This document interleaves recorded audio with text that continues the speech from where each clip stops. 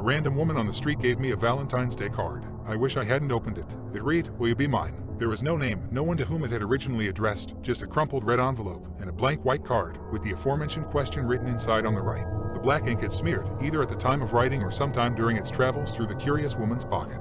It somehow made the question seem sad, desperate. She gave me one last glance, then stepped away, mingling with the crowd that seemed to appear from out of nowhere at that very moment. I didn't know what to do, and had anyone else given it to me, I probably would have tossed it. But the woman had been strangely, unconventionally attractive, so I kept it. I used it to buoy my spirits after what had been a particularly frustrating day at work. She could have given it to anyone, but she'd chosen me. Back home, I set it on the kitchen counter and started to make myself something to eat. A few minutes into dinner preparations, I got this feeling in the back of my neck, like there was someone watching me. Turning around, I scanned my small apartment, able to see the entirety of the kitchen and the living room beyond from where I was standing at the stove. There wasn't anyone in sight, and yet I still felt as if I were being observed. It was around 8 p.m., night had already set in, but my living room curtains were still open. I crossed the room, closed them, and returned to the kitchen. The ominous feeling lingered, but I ignored it and finished cooking. Halfway through eating dinner, there was a knock at the door. I'd never had anyone stop by to visit before, so the occurrence was at once alarming. I sat there, frozen mid-chew, hoping that there'd been some kind of mistake, but another knock came. Rising from the table, I gripped my fork in my hand and crept toward the front door, trying not to announce my occupancy of the apartment.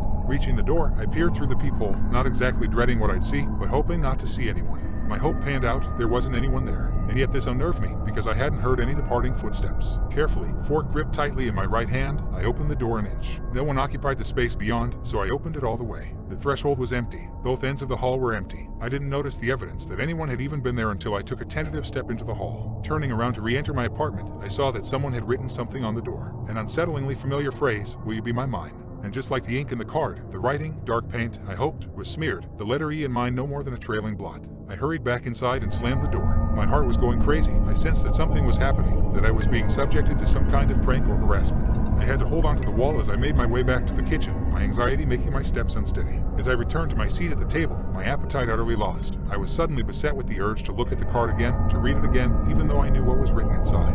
I went over, grabbed it from the counter, and sat back down and, shoving my unwanted dinner aside, I withdrew the card from its envelope and set it on the table, a feeling of mounting unrest making my hands tremble. The blank white face of the card seemed to augur some terrible yet unguessable news, an infinite array of cryptic possibilities. Finally, I willed my hands to open the card. Inside, written on every single inch of space, was the phrase, "Will you be mine?" Over and over, in every direction, some instances more erratic than others, there was a terrible and terrifying variety to the scribblings. I'd never felt more disturbed by such a relatively simple thing.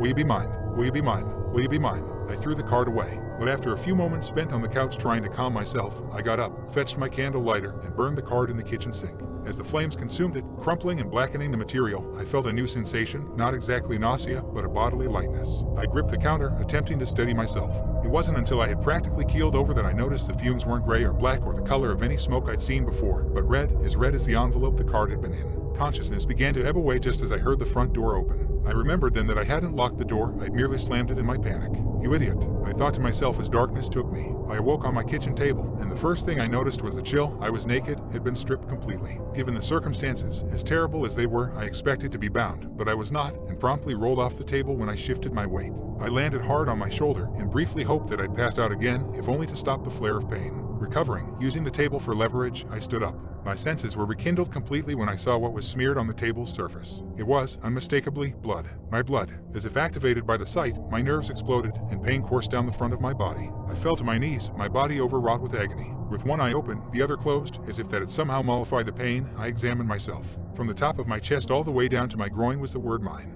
carved into my skin as erratically as the darkly enigmatic question in the card. It was like I had been claimed, the word lacking a question mark, the wounds, still fresh, a grisly statement of ownership.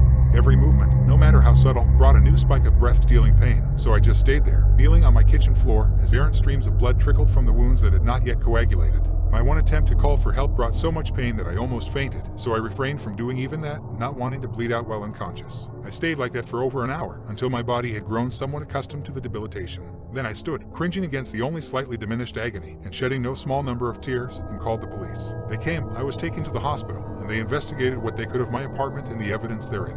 I've yet to hear any news of a lead or idea of the perpetrator. They've only informed me that the card, the one I burned, had been taken into evidence. I was shocked at this, and it must have shown on my face because the officer asked if something was wrong. I asked him how they had recovered the card, given what I'd done, and he said that there wasn't anything wrong with it, that the alleged fire hadn't damaged it at all. An itch in the back of my mind compelled me to ask him another question, even as I grappled to comprehend what he'd told me. What did the card say inside? The officer met my eyes for a moment, a look of slight bewilderment on his face. It said, "I'm glad you're mine. Once I'm well enough to leave the hospital, I'm finding a new place to live. The landlord can have everything in my apartment. I'm never going back there. For the first time in my life, I'm happy I'll be spending Valentine's Day alone."